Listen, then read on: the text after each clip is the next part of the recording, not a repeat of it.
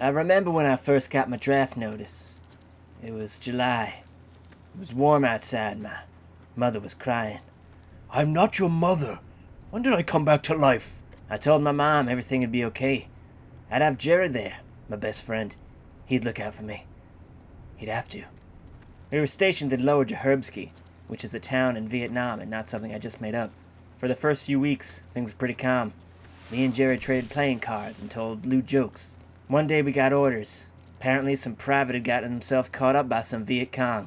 It was up to us for some random reason to go and rescue him. We were about to head out when all hell broke loose. Thankfully, our leading commander, Stephen Lebrowski, was there. I don't think that was his last name, but I like the name Lebrowski. Sergeant Lebrowski, we got Charlie all over. I don't know where they came from. Sergeant! Oh shit, come on, Jerry. We're going, Lebrowski. Whoa!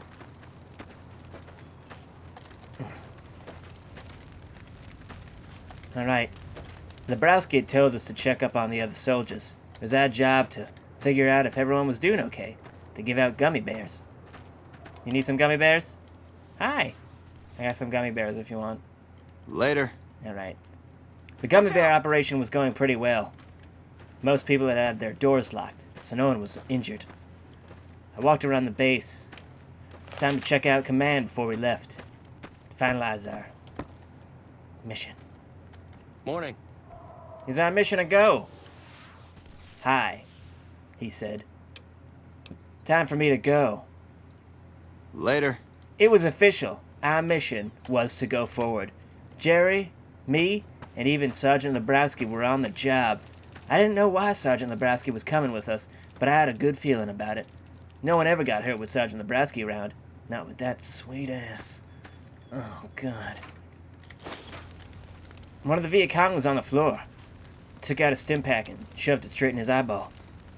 For a minute he smiled at me, as if embracing me with smiles. Seconds later, he got up. Whoa! Whoa! Jerry sliced his goddamn leg off like a madman. Outside of the base, we could see a convoy had been ambushed. It was up to us to possibly go outside. Sergeant Lebrowski, while going through the Viet Cong's body, informed me we should go around the other entrance, also known as the exit. It was too dangerous to go where the convoy had just been hit. Number of soldiers ran to take care of business. We could still get to the private we were trying to rescue. That's right, rescue. Things were looking a little bit raisiny, and so it was up to us to raising it down to something. I don't fucking know. When things cooled down, we returned. Turned out there was just some bullshit invisible wall for some reason. Like, they could have put it over there, but for some reason they put it diagonally here, you know, to confuse the hell out of me. Took my gun out.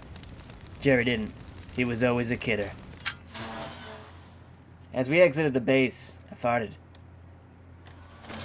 Outside in the jungle, Sergeant Lebrowski was already ahead of us.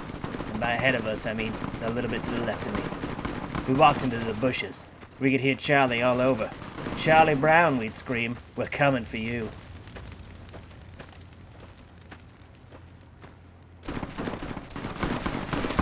Don't worry, boys.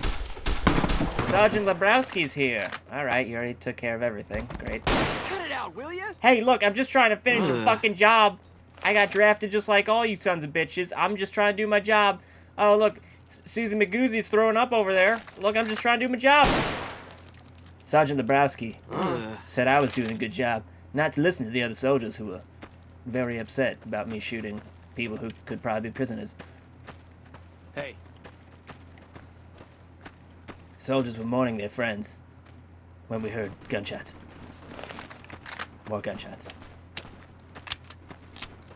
It seemed almost as if me and Jerry and Sergeant Lebrowski didn't have to do a goddamn thing. Seemed like most of the Charlies were taken care of. It's as if this was just walking through an area where everything had been taken care of already. More soldiers. We could hear the gunfire ahead. time to get into some action. Duke Nukem style. I got him! I got that one.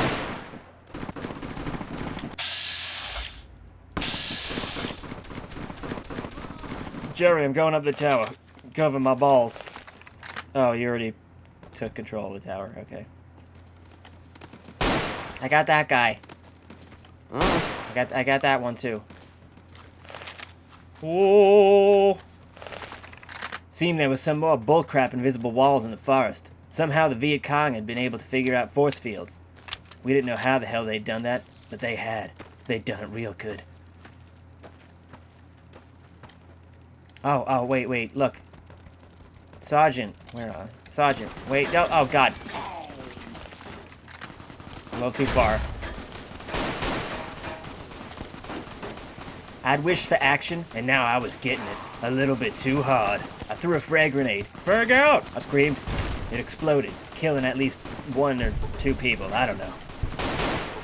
I shot a man so hard he went through the universe.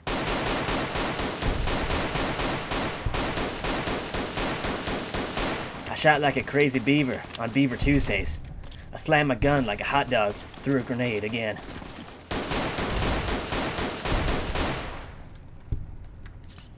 Shoved a stim pack in my buttocks and moved in. We had to save this private. Save him good. Cover me, Jerry. I'm opening this lock. A grenade! Thankfully, Jerry was fine. I was getting shot at from somewhere, though. Throw the grenade! Shit.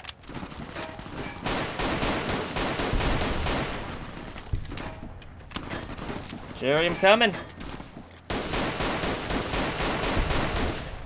Jerry had fallen on the ground. I tried to shake him. Jerry, wake up. I got your favorite chocolate milkshake.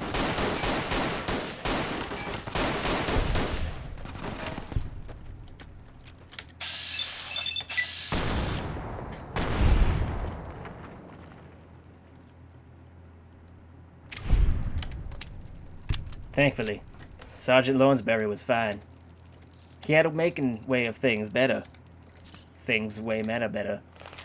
Better what meta? I bet I could see the whole world up there, I thought to myself. Sergeant Wedderbetter told me to get up there.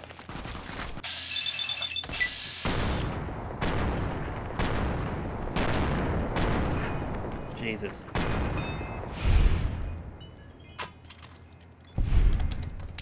On it, sir. I screamed like a coyote on crack day.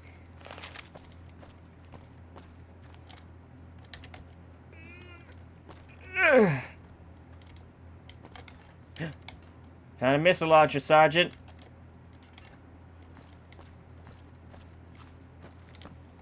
I could see forever, if forever included this small canyon. And indeed, it did. Groovitron, there's nothing over there. Okay. We still had to find Sergeant Peters. I mean, Private Peters. Private whatever the fuck his name is. We still had to find Private whatever the fuck his name was. He was somewhere in here. When I got down, Jerry was fine. He came over to me and said, "Follow me," I screamed. He groaned a little bit more. It could have been from the internal bleeding, but I didn't have time for that. We had to get him out of here, along with the private. A gate, also known as a door. I'm already at full health. Let's dance. I kicked open the door like a jackrabbit on a bunch of hopped up Pez dispensers. Slam! Inside we found Private Peters, or whatever the fuck his name was. Private Sneeze. Huh? Need to get going. Bye. Private Peters was coming with us, whether he liked it or not. Whoops. Didn't mean to... Whoops.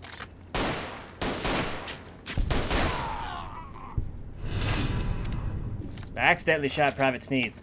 We had to get out of the camp. Now. I took out my walkie-talkie and ordered not an airstrike, but a rescue strike. The Flyboys had dressed up one of their Hueys as a flying saucer. We thought it was funny, but to the Viet Cong it was god-dang horrifying. Also, it could go through solid objects.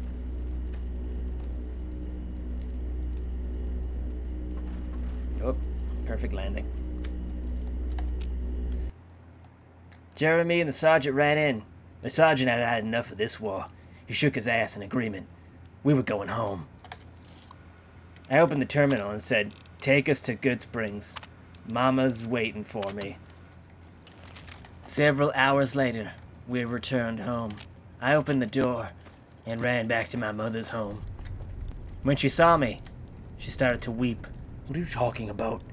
I said, "Mama, don't worry, I'm home now. Everything's gonna be alright." What? Get out of my house! Everything was alright. And that, Steve, is how I saved Christmas. Good night. Away.